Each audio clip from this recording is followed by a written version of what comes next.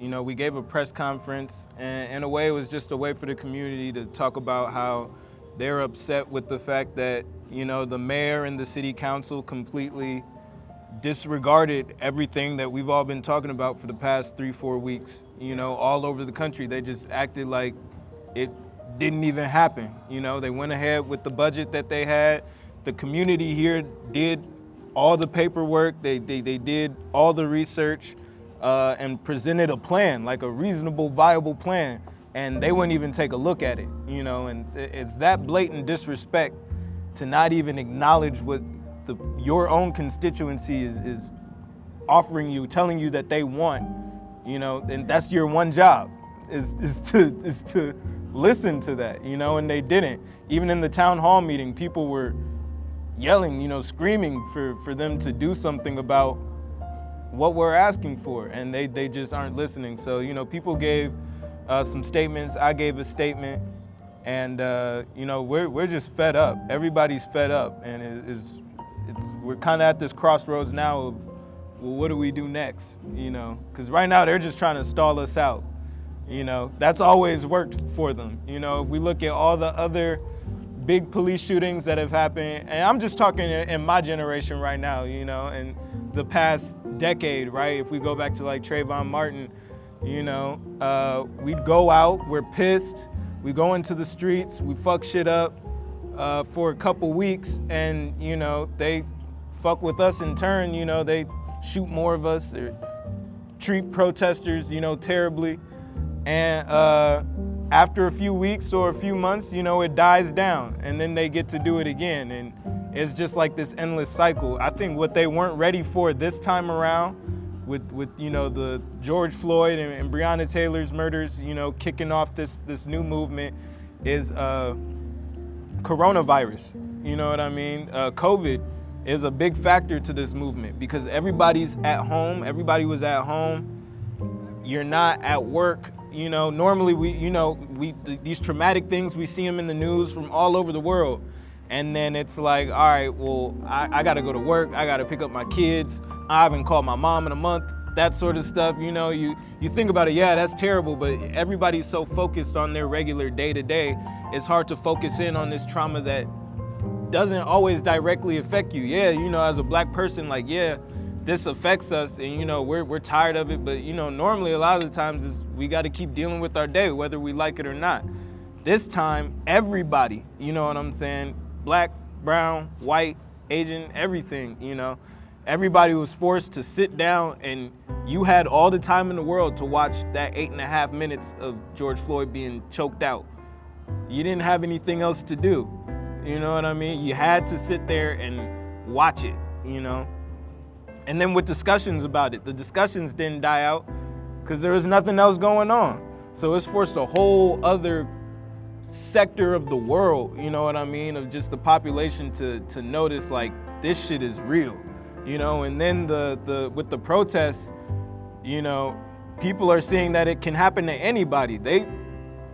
50 cops watched an old 75-year-old man get pushed onto the ground. He's bleeding out of his ears, and they just keep it pushing. People see that, we're visual creatures, seeing that, it's like, whoa, like, you really just don't care. And now we have to ask ourselves as a population, as a civil society, it's like, where do we draw our line? Where do we say enough is enough? Like, we're not putting up with this shit. Because any other country, if we knew that they were, tear gassing protesters and killing civilians and people were getting hung and murdered, we would be over there with all the strength of our democracy. You know what I'm saying? And quick and in a hurry, as long as they got a little oil in the heroin is good, And Trump got real close to crossing it, U.S. generals were worried. Like, are you going to cross that line into using the military on the people? Because that's, okay, Caesar. You know what I'm saying? Oh, well, what you about to do, Stalin? How far are you about to go? He almost did it. He had the military there in D.C. because D.C. is technically not part of the United States. We're not going to jump into that right now. He's got his own separate jurisdiction over that area, so he can use the military however he wants. But for the rest of the country, it's like, all right, hold on. And that's not even a war. People are scared, to kind of come back. But, us regular people, we're scared of this situation. The fear of having to actually go to war and fight against, a militarized police is terrifying. I get that, you know what I mean? The prospect of having to lay your life down for something is terrifying, What people have to understand is not everybody is gonna be against us if this fight breaks out.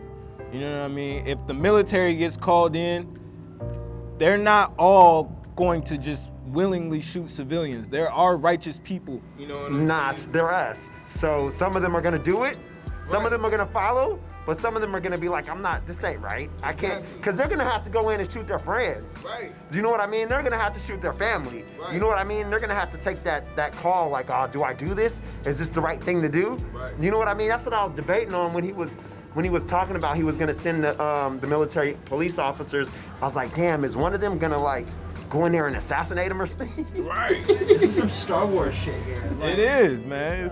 Even Star Wars is a great example, bro, of just like how far manipulation can go. Like, people hate on the prequels. I love the prequels just because of how sinister Palpatine's plan was. It's real. Palpatine creates two armies, right? He creates the clones and the droids, right? Has the Republic use the clones and has the Separatists use the droids, and has these two powers fight against each other. All while he pretends to be a regular lowly senator, right? He moves up in power, right? Eventually becomes the chancellor. And now the war is like insane, right? By the third movie, the war is insane. He's like, all right, look, I can fix this shit. Just grant me emergency powers to give me full, complete control. And he's gotten, because of this war, that he's been able to, subvertly, control and manipulate. He becomes the emperor, and then he just shuts down one army and then solidifies the power of the other, and kills off the Jedi. Yeah, kills the Jedis. Like right now, kill all the black people, push the button. Exactly. And what was the biggest problem with the Jedi though? They were too peaceful and they were too clouded by they were blocked off by what was going on right under their noses. You know what I mean? Palpatine was right there. You know who knew? Do you know who knew? Who? What's her name? Count Dooku knew what was up. Count Dooku knew what was up. Darth Maul knew what was up. And what's her name? His apprentice, Anakin's apprentice. She knew what was up. Ahsoka. Yeah, Ahsoka knows what's Yeah. up. She started to realize what was up, but fucking Obi-Wan wasn't paying attention. Obi-Wan he's a Jedi, you know what I mean? He has to follow the old rules, you know what I mean? So when Ahsoka figured it out, you know what I mean? But Obi-Wan's figuring it out, but it's all crazy. It's a whole deeper story. Because the Jedi end up fighting for a republic that's only protecting part of the galaxy. The ones that are generate enough wealth to be a part of that galactic federation. Sounds a lot like us. You know what I mean? We're only going out protecting the interests of people we think bring us enough money in. And really, it's if you can't, or as soon as we're done with you, fuck you. You know what I mean? It's a crazy situation we in, but... what's this flag that you're carrying? Now, everybody been asking us what's the flag, so this is the Ivory Coast flag, Côte d'Ivoire, right next to Ghana. Ghanaians and Ivorians, we're like the same people. A lot of us are of the same tribes, I guess. And this is just what I learned from my dad, but the French conquered the Ivory Coast and the English conquered Ghana and just separated the two. You know what I mean? But we're the same people.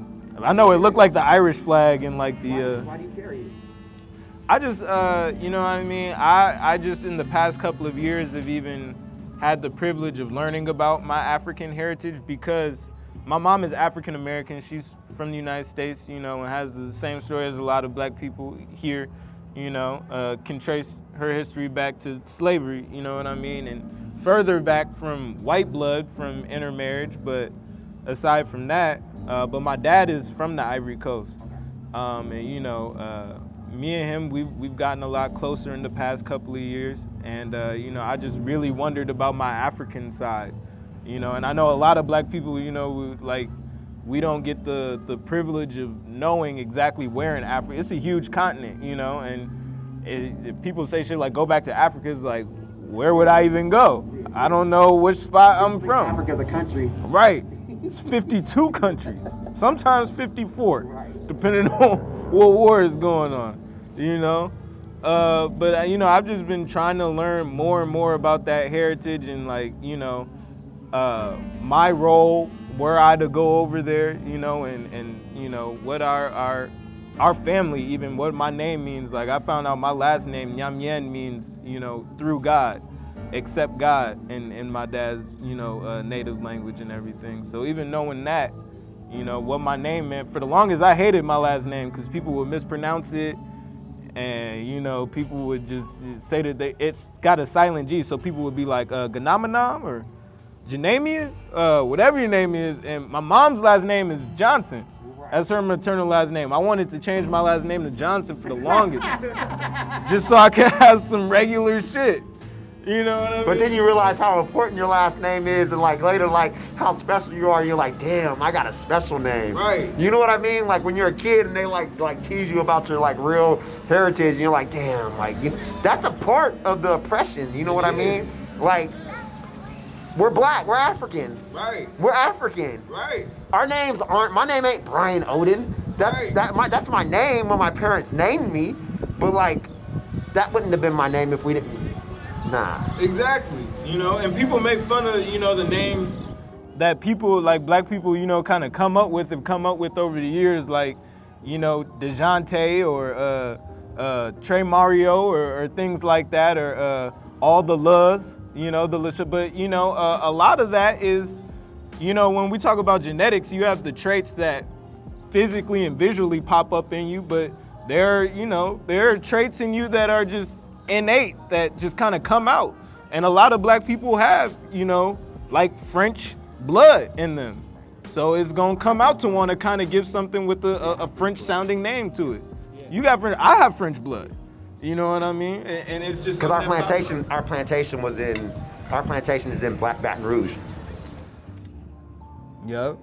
My family, I think, was originally from Alabama, but it moved from South Carolina. But also had some family in my dad's family's from Alabama. Yep. And my mom's family's from Baton Rouge. A lot of people from Alabama I know moved up to Detroit, because like almost everybody in Detroit, I feel like. So my dad's family moved from Alabama to Akron. Oh, okay. Because that's where all the work was.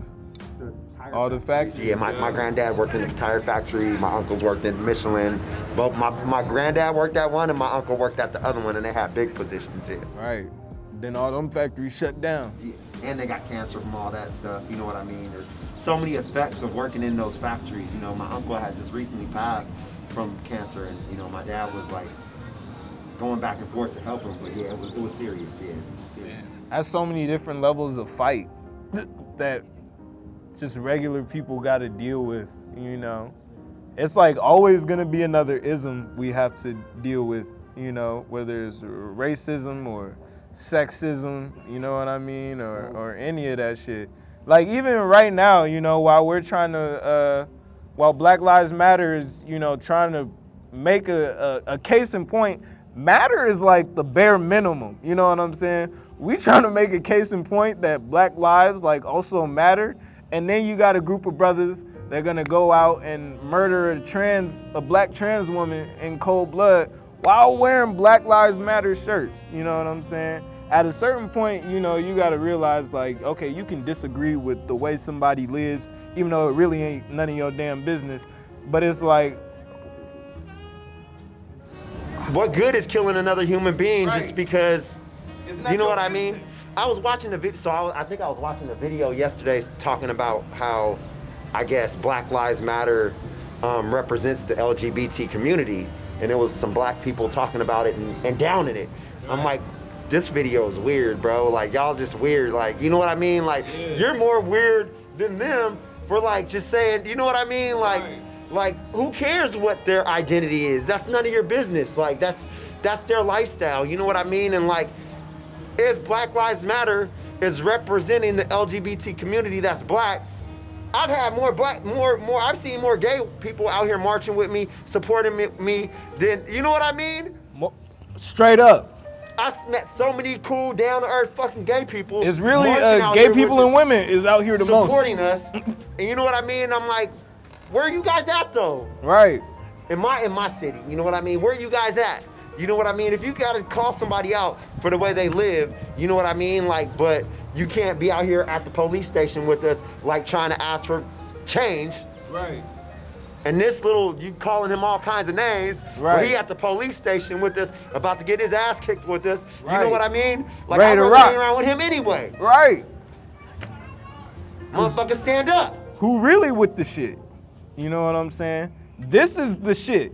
When we talk about being with the shit, I don't want to, you know what I'm saying? Even I see a lot of rappers, you know what I mean, that's normally talking all that shit like, nigga, I kill a nigga yesterday. You know what I'm saying? And I love rap. You know what I'm saying? But it's like, all right, nigga. Now it's time. It's like, all right, there's a real enemy. You know what I mean? Where you at? Are you ready? I'm ready. And I'm not normally a shooterific nigga. You know what I'm saying? But the thing is I know what's right and wrong, and I know when there's a battle that is worth fighting. You know what I'm saying? I don't want to have to pick up a sword, but if it's for a just cause, you know what I mean? I'm most definitely gonna pick up my sword and I'm gonna swing the fuck out of it. You know what I mean? And it's like enough of us gotta feel like that, and you gotta show up and show out consistently. You know what I mean? Because otherwise it's just hot air to the opposition. Because here we're fighting a battle in our own country. We're not our own separate entity with a military, you know what I'm saying, doing covert ops or invading or anything. This is at home, which again does make it scarier. You know what I mean?